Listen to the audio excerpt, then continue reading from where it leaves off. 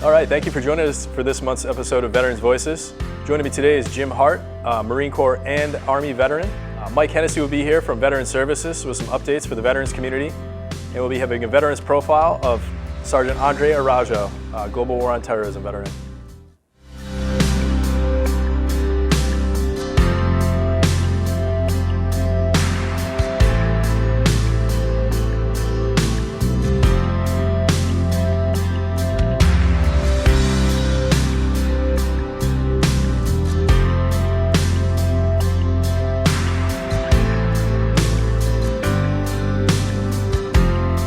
All right, welcome back.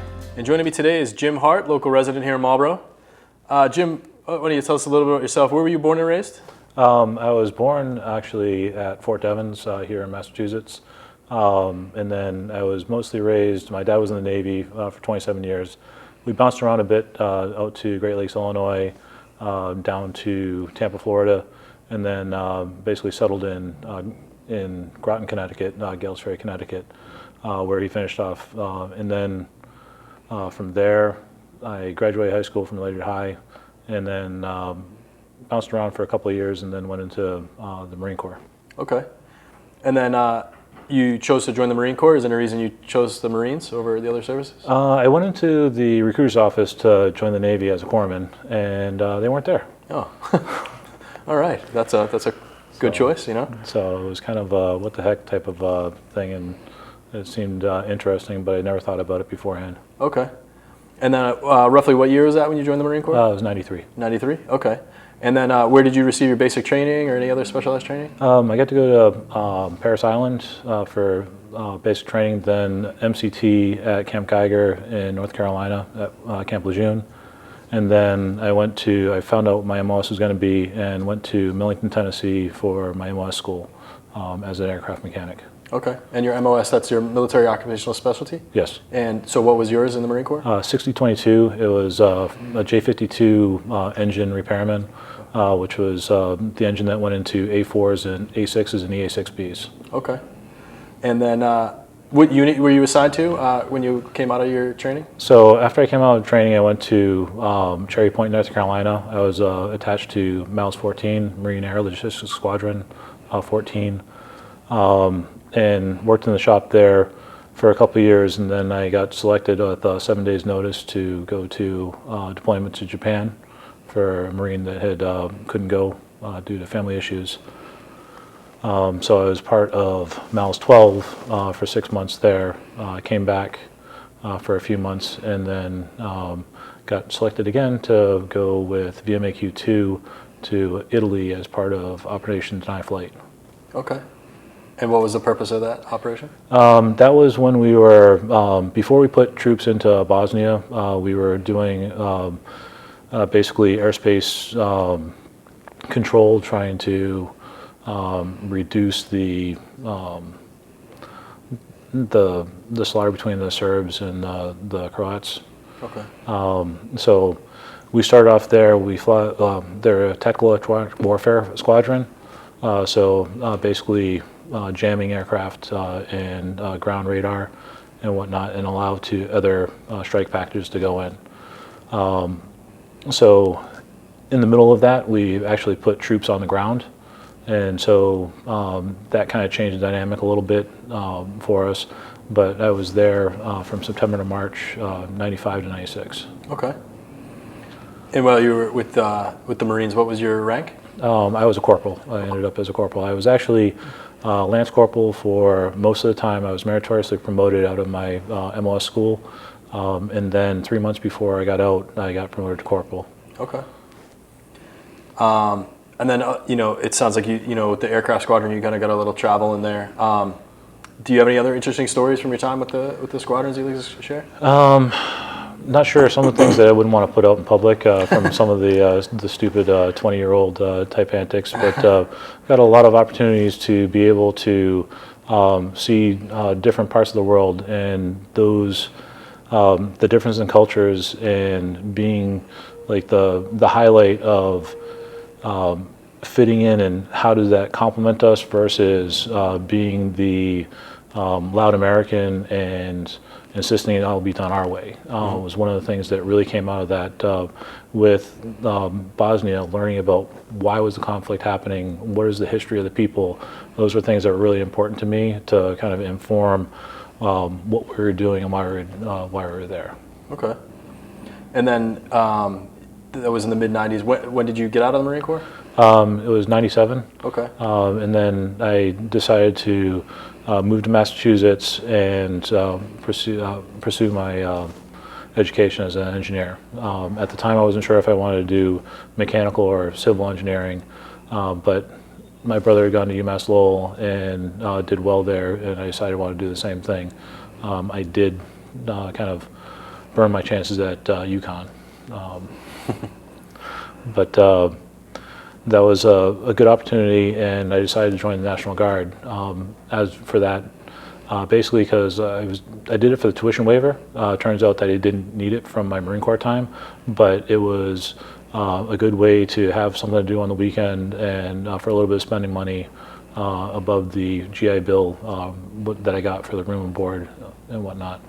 And it was a great opportunity to be able to do some networking and whatnot. Mm-hmm. And then, having prior service in the Marine Corps, was there any training or transition that they had you do? It was kind of interesting. I showed up at my first drill that I broke off the rifles on my corporal rank and borrowed a belt from my brother and a name tape from him. And I said I just needed a new hat because the 8-pointed hat doesn't work for that. Yeah. So it was a little interesting coming from active duty Marine Corps to the reserves. There's a little bit less rigidity on there, and it was kind of interesting kind of transitioning on that. And my feeling like in the Marine Corps, when I had one exercise that we were interfacing with the C5 wing that was stationed at Westover, and their Command Master Sergeant came up and said, "Hey, my name's Tom Snyder, what's your name?" And I said, "Corporal Hart." "What's your first name?" "Corporal." So there was like a huge difference between that, like the rigidity of the rank structure, active duty Marines, and the reserves. But the reserves are guys that are doing it because they love it, want to do it, and it's a secondary thing for them. They're experts in their regular work field, and then they are experts again in something that can be totally different. And it was the realization of that was kind of really awesome at the way that you can be doing one thing, but be able to have so much more that you are. Mm-hmm. It's almost like a second path to follow, and you can make it, fall in line with your civilian job, or go down a different route to make it, an interesting kind of secondary career. Right. Yep. And then what year did you go into the Guard? That was 97, and Okay. I was in the Guard from 97 to 2015. Okay. And during your time in the Guard, what units did you serve with? I was first with the 1st of the 102nd Field Artillery out of Quincy. They got reorganized, and I went to the 101st Field Artillery, and it was in New Bedford, and then into into Brockton. Okay. Then I went from there to the, I got command directed to the 22nd the 42nd Davarti in Rehoboth in order to go on deployment. So we went to Iraq in 2005, 2006. Or correction, we came back just before 2006. Okay. 2004, 2005. With that, we spent 6 months at Fort Drum mobilizing. It was kind of the first big time that that the National Guard had mobilized as division, and we had a lot of training and making sure that we knew what we were doing and whatnot, and had kind of a different focus on our mission. And it was pretty interesting for that. Okay. And then do you have anything you'd like to share about your time in Iraq at all, or experiences there? It's kind of interesting with the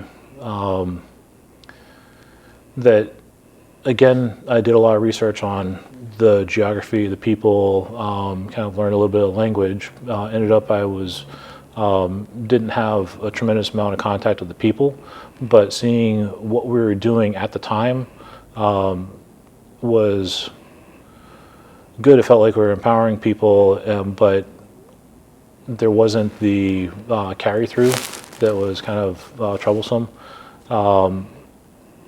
I actually had some opportunities to do a bunch of different things. I was their battery training NCO, but I also had an opportunity to help out the infantry battalion, and I went out and did some missions with them for doing train denial missions, or just going out with them a couple of times when they needed a forward observer.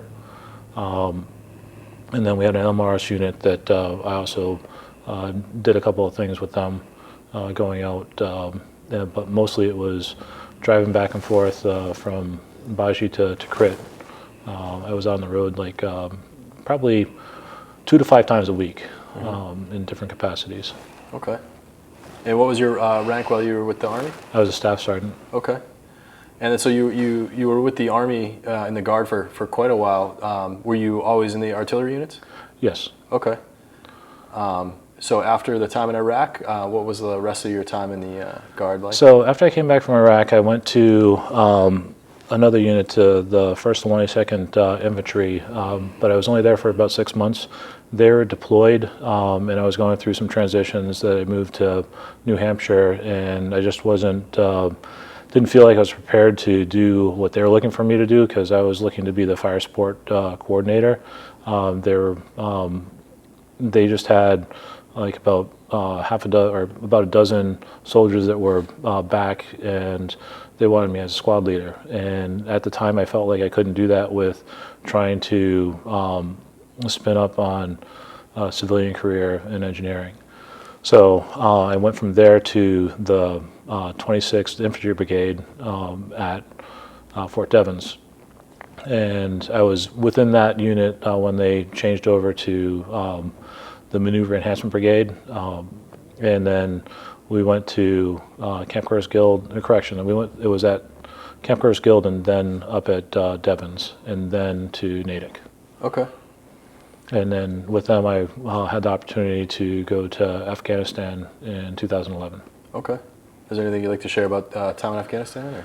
Or? Again, it was interesting learning about the people and whatnot. I was in Kabul, and I worked the operations center that ran things in Kabul. I worked on the 3rd shift, so it was nice that I was able to communicate with my family kind of at work, and could go out in the hall and Skype and whatnot.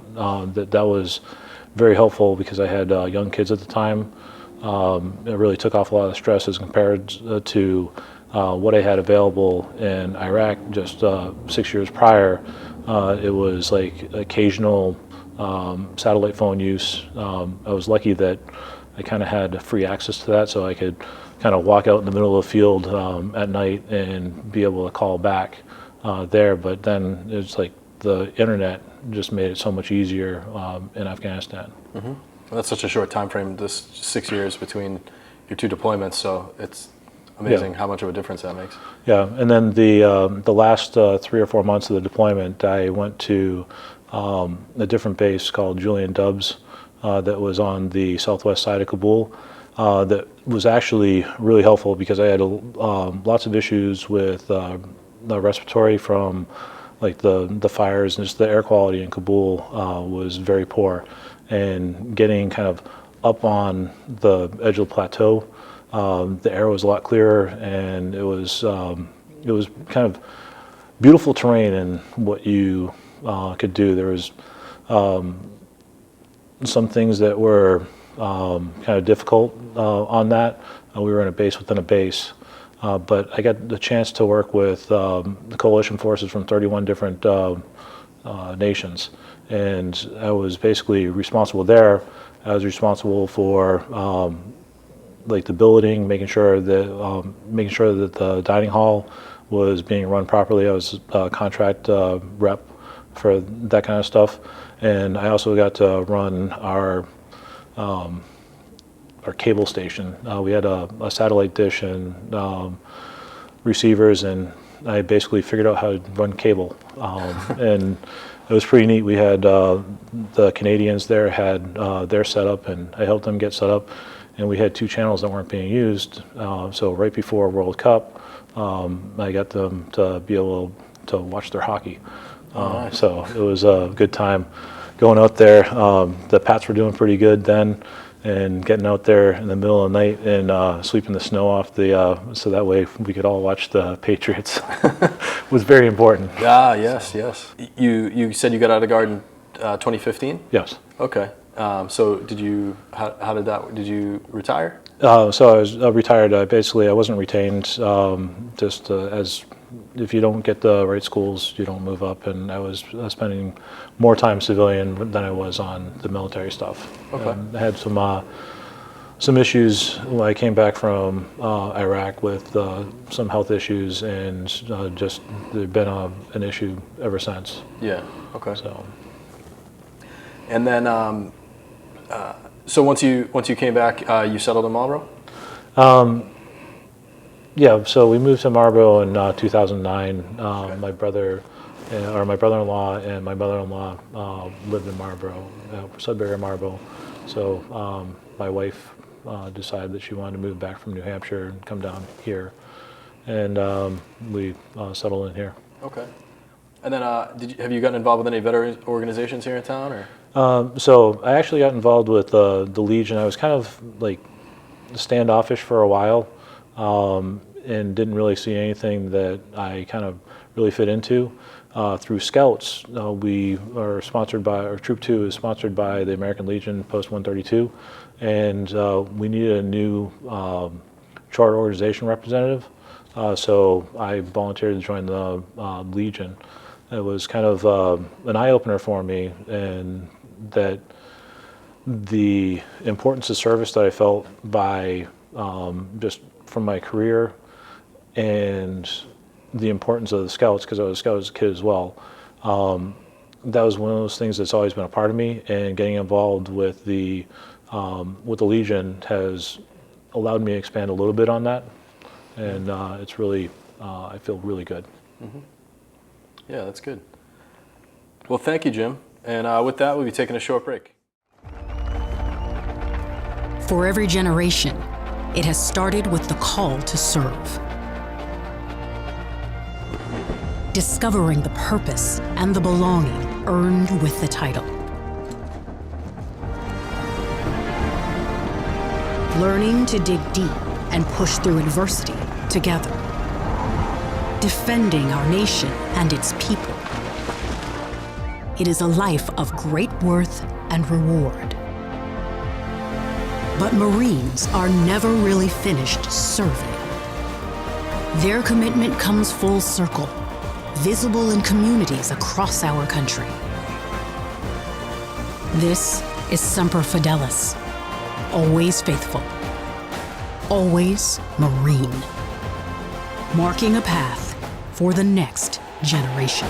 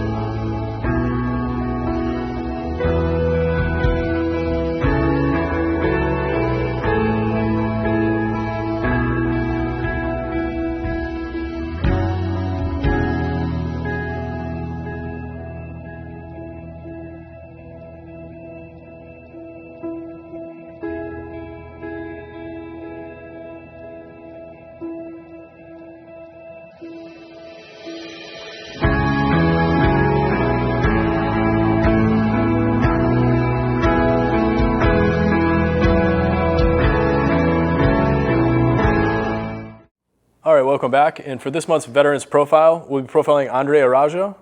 Andre was born in 1982 in Framingham, Massachusetts, and was a 2000 graduate of Assawat Valley High School. He enlisted in the Marine Corps the 31st of July, 2000, and following his basic training at Parris Island, was assigned to the 5th Battalion of the 10th Marine Regiment, Camp Lejeune, North Carolina, and he was a howitzer artilleryman. He served a tour of duty in Iraq in 2003 in support of Operation Iraqi Freedom, and he was discharged as a corporal the 30th of April 2005. He re-enlisted into the Army the 1st of May 2005 and served in the 664th Ordnance Company of the 553rd Combat Sustainment Support Battalion at Fort Hood, Texas. He was assigned as a platoon leader, and with the 60th Ordnance Heavy Lift Platoon, he deployed to Iraq from August 2007 until April of 2008. Sergeant Araujo sadly was killed on base in a vehicle accident in Fort Hood, Texas, the 1st of July, 2008. And today we remember Global War on Terrorism veteran Andre Araujo. And joining me now from Veteran Services is an update with some veterans programs, Veteran Service Officer Mike Hennessey. Thanks, Matt. So I just wanted to talk about a little bit about camaraderie. Here in Marlboro, we have a tight-knit veteran community. And here in Veteran Services, what I've been doing is a second and fourth Tuesday of every month, I've been getting the vets together at Linguini's to have basically pizza and conversation with veterans. I have a certain amount of money in my budget, and the mayor has allowed me to go forward with hosting the vets with some pizza and conversation. It's a great time. Linguini's loves having us up there. They have the tables ready for the vets, and we can just talk, eat, and laugh, basically. So it's the second and fourth Tuesday of every month. Here in July, Linguini's is closed for the second week. So we're going to be getting back together the fourth Tuesday, I believe it is July 25th, 11:30 at Linguini's, and then going forward, it'll be second and fourth Tuesday at 11:30 at Linguini's. That's all I got. All right, thanks, Mike. Hopefully some local vets can make an appearance. It's been a great turnout. It's only been word of mouth, and today I think we had about 20 veterans there. That's good. That's great. Yep. All right, thank you, Mike. And that concludes this episode of Veterans Voices. Thank you for joining us.